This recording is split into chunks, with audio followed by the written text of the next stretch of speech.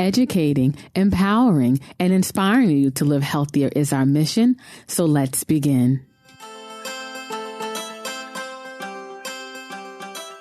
This is episode number 98 of the Life, Strength, and Health podcast. I'm Kim, and I'm joined with Jamal. Greetings, everyone. And peace and blessings. Yes, and thank you for joining us this week. And if you haven't had a chance to listen to episode 97, which was actually our episode about 2 weeks ago, and I'll get into why we missed last week's episode. But if you haven't listened to that, the title of the episode was The Rule of Five, and that was an episode on mindset and a way to actually reach your health goal by applying this principle called the Rule of Five. So if you haven't had a chance to listen to that, just go to lifestrengthandhealth.com/97. So, as I mentioned, we did not release an episode last week. We had a great time. We went away to our temple retreat. It was a spiritual retreat in the beautiful mountains of upstate New York. And we were there for 4 days off the grid in nature. We had an amazing time. We do it each and every year. And so that's one of the reasons why. But yes, we are back in the office, recharged, rejuvenated, and ready to go and serve you, our audience, and helping you to feel and look your best naturally. And also, we are closing in on episode number 100. 2 more episodes to go. I cannot believe it. It just seemed like we started not too long ago. And so we're coming close to that. And in episode 100, we're going to have a special guest with us joining us for that episode. So make sure you stay tuned for the next 2 episodes. And lastly, one other thing I wanted to address before we dive into the organic food for thought is, I mentioned this in the last episode, but we have a health dispensary.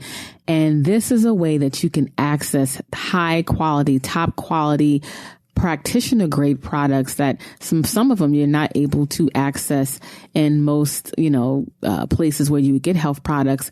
We have our health dispensary, and on there we have recommended products. And you can also search the entire database, and you will get full access to the products that we normally offer to our clients.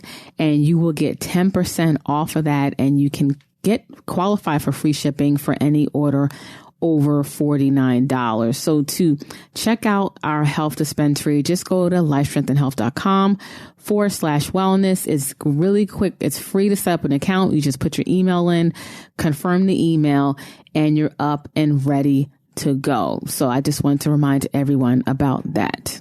Yes. Let me just say something about that. A lot of times our clients will come into the office and they'll bring in their supplements for me to take a look at. And a lot of them I take a look at, and they're not the greatest. We have access to a lot of different health products out there. Like when you go to a health food store, they don't have just like one vitamin A. It might be 5 of them up there. And how do you know which one is the best? Right. Some people will just buy the most inexpensive one, and then others will assume that the most expensive one is the best, so they just get that. But you need a way to be able to make sure that what you're getting is good quality. And a lot of people, they just don't know. So one of the things about our dispensary is that everything that we offer is practitioner strength, high quality. So you know that anything that you're getting from that site is going to be very good quality, therapeutic, highly absorbable. So you can shop with confidence and not have to wonder if you're getting the right one or not. Right. And like I mentioned, to access the health dispensary, just go to lifestrengthandhealth.com/wellness.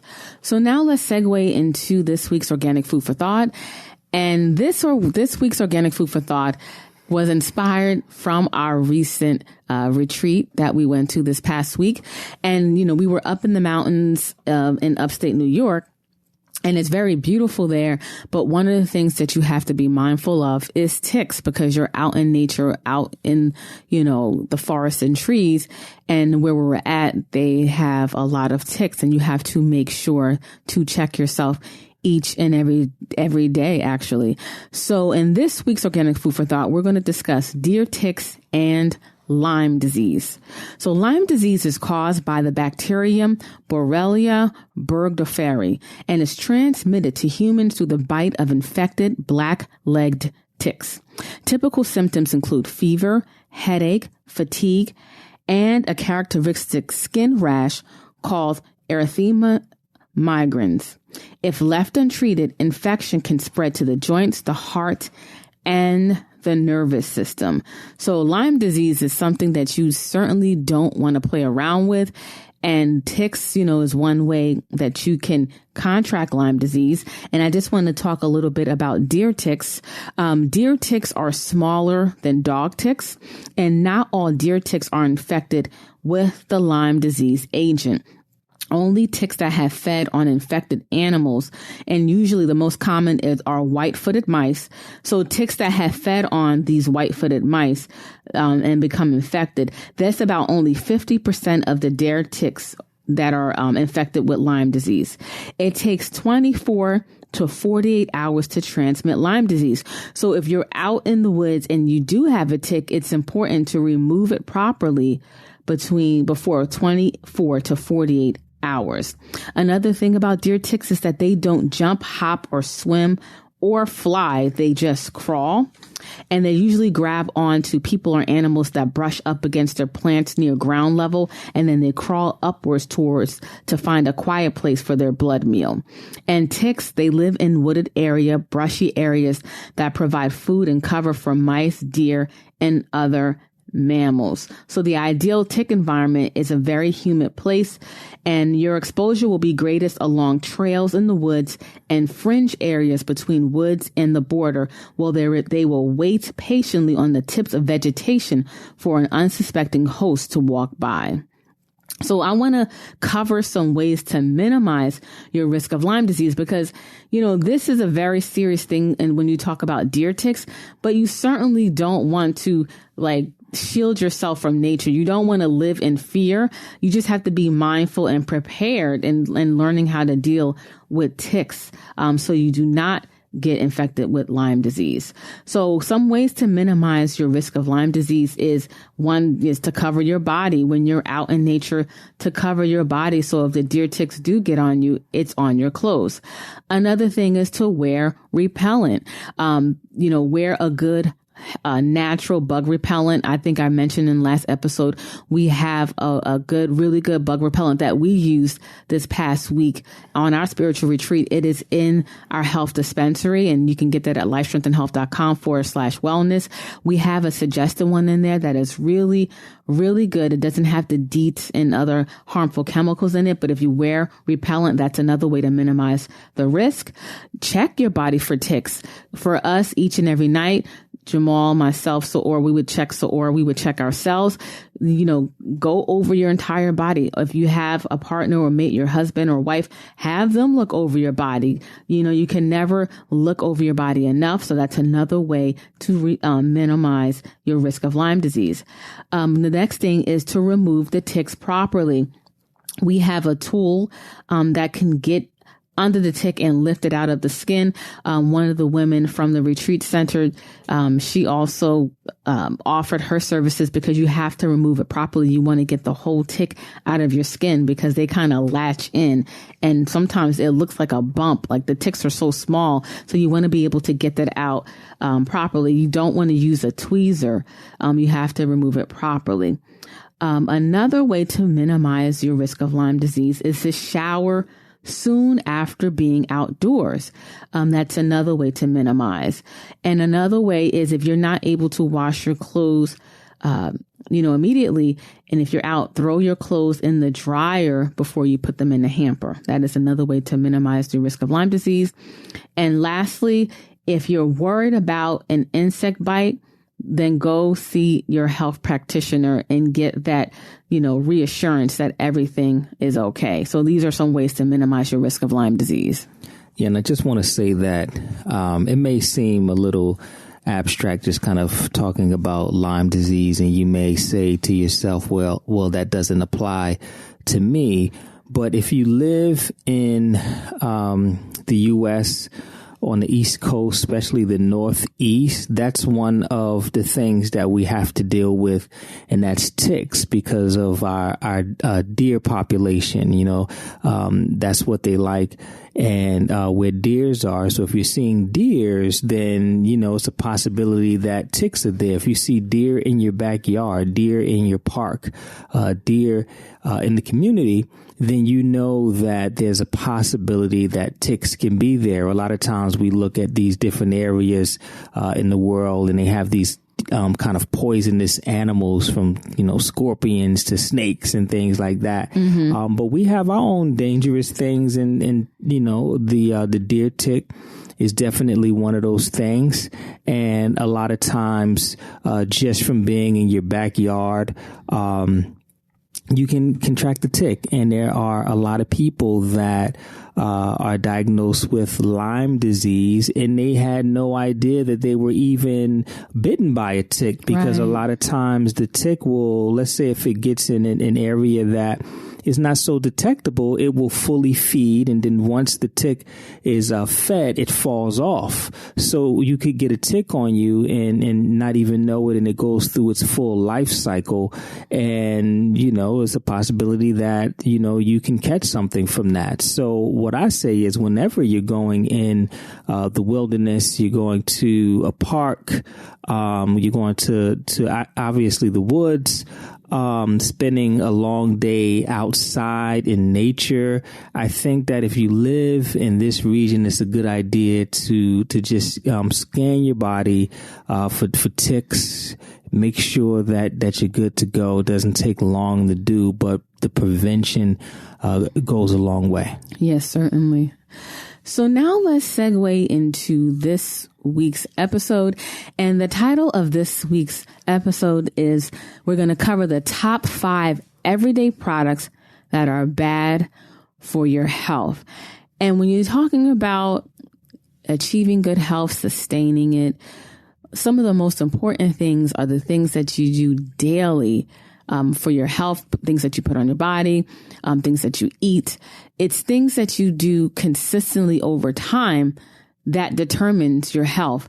And in this week's episode, we're going to cover our top 5 everyday products that are bad for your health. Yes. Let me just say that these particular 5 that we chose are things that people are doing and don't realize that they're harmful. A couple of things you probably do, but many of the things on this list are things that people don't consider to be harmful. And a lot of times when you don't see something as harmful, you do it more often, especially when you think it's healthy. So there are some things on the list that people actually consider to be healthy, and they're really not. Mm-hmm. And I know it's going to be a little shocking. It's going to be a little disappointing, but hey, the truth will definitely set you free. So we would rather get you the right information as opposed to just not talking about it. Right. And it's that saying, ignorance is bliss. But in this case, ignorance isn't bliss. Like, this is not, these items aren't serving you.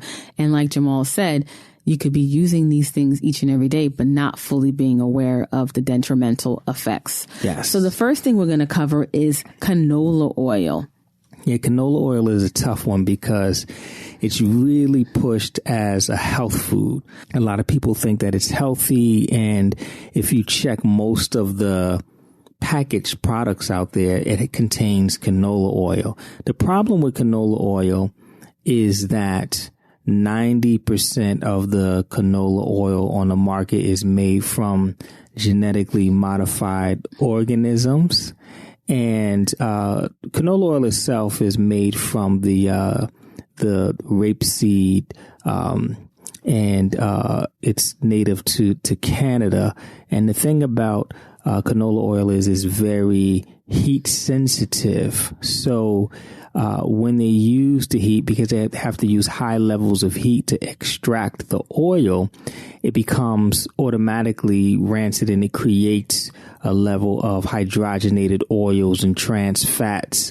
And we've spoke about this on our episode about fats. We did a series on a 3-part series on fats, and we talked about the dangers of trans fats and hydrogenated oils. But most people know how dangerous those are. So it automatically, just from the way that it's processed, it contains hydrogenated oils, and the high heat actually creates different odors, and they use detergents and solvents in the process of extracting this oil, and they even deodorize and use bleaching agents.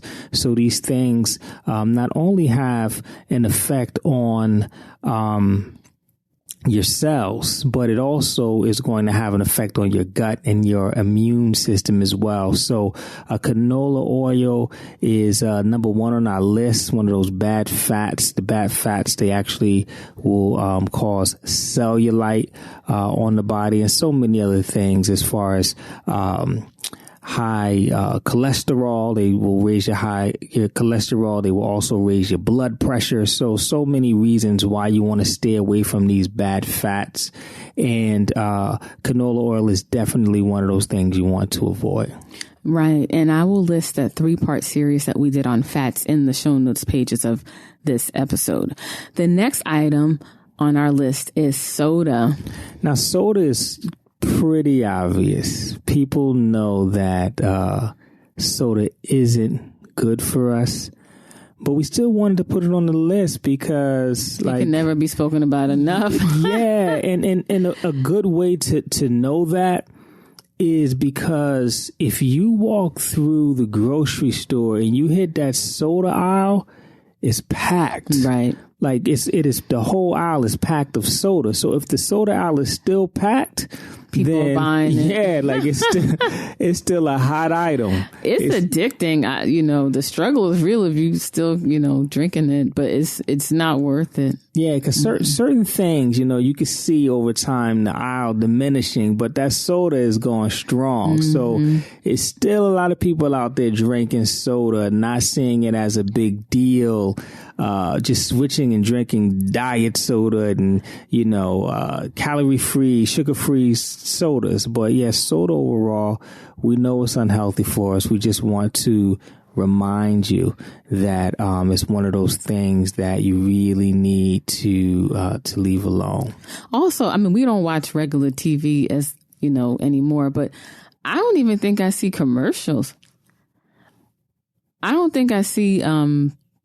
like soda commercials as much. Like, I think they don't even have to market as hard. Yeah, because it's already, it's just out there. Yeah, I tell you, when I do see it though, when we go to the movies, like, at the concert, that was one of the major. Yeah, the concerts, movies, they go hard with pushing the soda. Oh, that's true. Yeah, the previews. Yeah, and you see people with those huge sodas there. Mm-hmm. Another thing that I see is, parents giving their children soda, and that's just really not a good idea for our children and helping them to develop into the people that they need to become. Right. Yeah. So the next item is fruit juice. I know this one is going to be a hard one to swallow because mainstream health has taught us that, juice is healthy and, giving our children, juice is a good thing.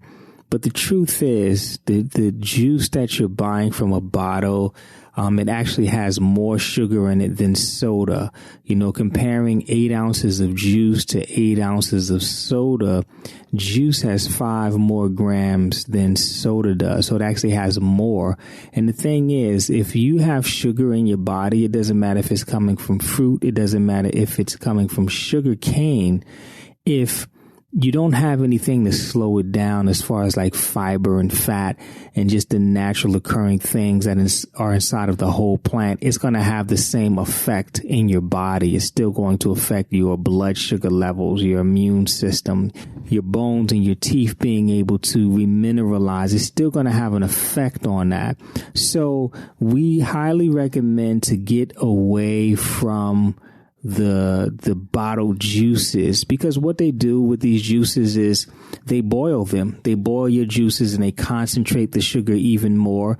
And we know that it no longer has the whole fruit with it intact, and it becomes very unhealthy. So you want to try to avoid fruit juice. If you are going to give your child or even yourself drink fruit juice, I recommend consuming it like a delicacy, first of all, and then second of all, juice it yourself with a good quality juicer, because at least some of that fiber and phytonutrients are going to go in. It's raw.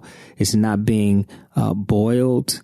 That's the best way to have it occasionally. If you are going to buy juice from a bottle, it should be cold pressed, which is a little bit better. And even then, special circumstances, a delicacy, a special occasion, you're doing a cleanse or something like that, but you really want to get away from the concentrated juices or smoothies where you're going to blend up the whole food.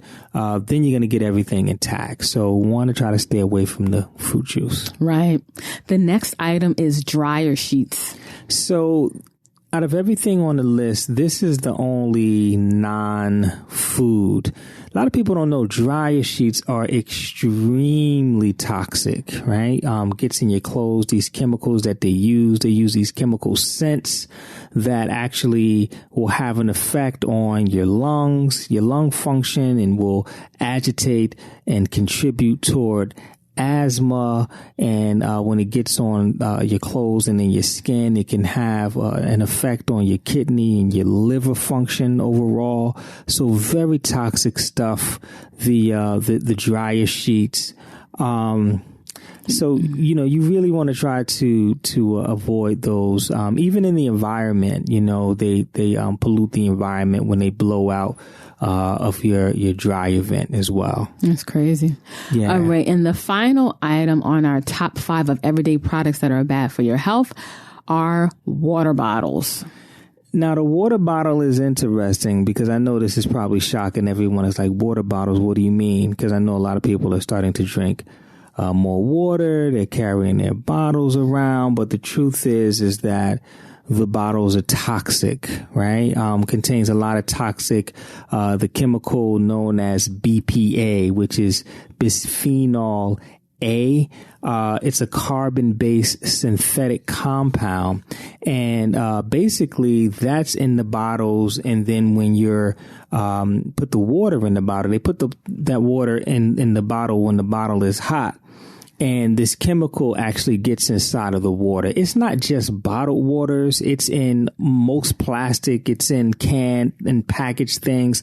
But we spend so much time drinking water every day. We decided to go after that first. You want to be mindful of that. The BPA is so toxic. It disrupts the body so much that you really want to avoid it. So, if you had an occasional, bottle of water, it's not a big deal. But when you're consuming it every single day, that's when it begins to disrupt the body. And it just is so much information out there as far as how it affects fertility in men and women, but especially men, the way that it affects our hormone levels. We should avoid these plastic bottles as much as possible. You want to keep your plastic consumption to a minimum, right? One of the more disturbing BPA toxic effects is its role on infertility. One of the most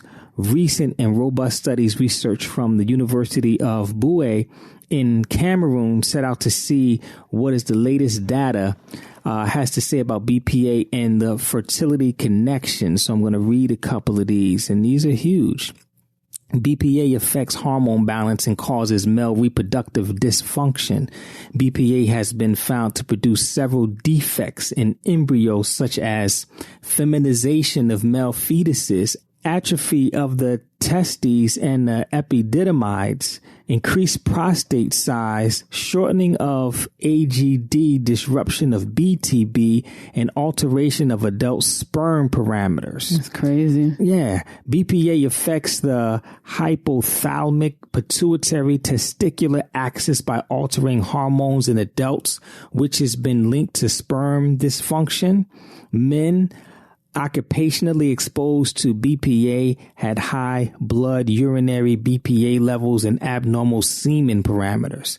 Men exposed to BPA also displayed reduced libido and erectile ejaculatory difficulties.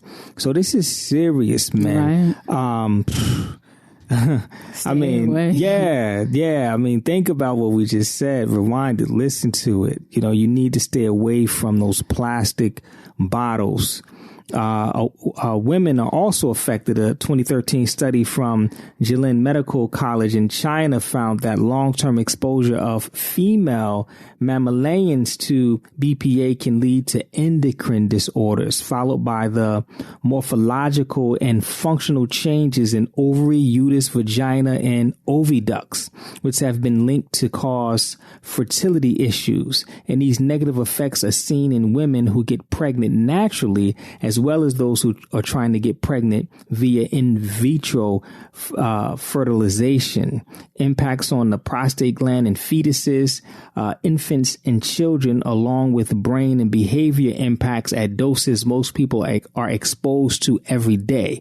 So this is real serious for men and women. And we're in a time where a lot of couples are having challenges with fertility and having children. So there's so many different causes and contributors to that, and this is definitely one of those things. So I know you're probably thinking, well, what do I do about water? The first thing is I would suggest that you try to get something that doesn't have BPA in it. They have water that they sell in glass bottles. That's a possibility. And now one of the things that's on the uprise that we're seeing is actually water that they're making cartons. So now you can buy carton water. Right. You can go to a fresh spring, which is what we try to do as often as possible. You can go to a fresh spring and fill up water from a fresh spring. A website is findaspring.com, and you can put your zip code in there wherever you are in the country, and it will let you know the closest natural springs that you can go and get fresh, real, wild spring water made for our bodies. And you can fill it in glass or BPA free bottles or steel bottles. Another option is to get a high powered water filter, right? And filter your water and store your water in something safe. So those are definitely better options as opposed to all of these bottles. And not to mention that as far as pollution is concerned, we have a bottle problem. Like these plastic bottles are really polluting and destroying the earth, especially when you don't recycle them. They take 300 years to decompose. So it's really causing a problem as far as garbage is concerned. So not just with your body, but from a environmental perspective, the plastic is no good either. Right. So these are our top 5 everyday products that are bad for your health. We can probably add so many more to this list, but in this episode, these are the top 5 products that we wanted to cover in this episode. And as we mentioned, you could be using these products and not realize the detrimental effect that you are having on your health. Yes. So thank you for listening to this episode. For access to the show notes pages where we'll list information, all the information that was discussed in this episode, just go to lifestrengthandhealth.com/98. And thank you for listening. Please share this episode with anyone that you feel would benefit from it. Stay tuned for next week's episode, which is episode number 99. And before we go, we just wanted to let you know that this episode was sponsored by Life Strength and Health. And Life Strength and Health is our wellness center in New Jersey, where we help people to feel and look their best naturally, because it's time and you deserve it. So to learn more about how we do that, the services that we offer, and so much more, just go to lifestrengthandhealth.com. Okay, so thank you again for listening. And until next time, live healthier. Yes, live healthier, everyone. Peace and blessings.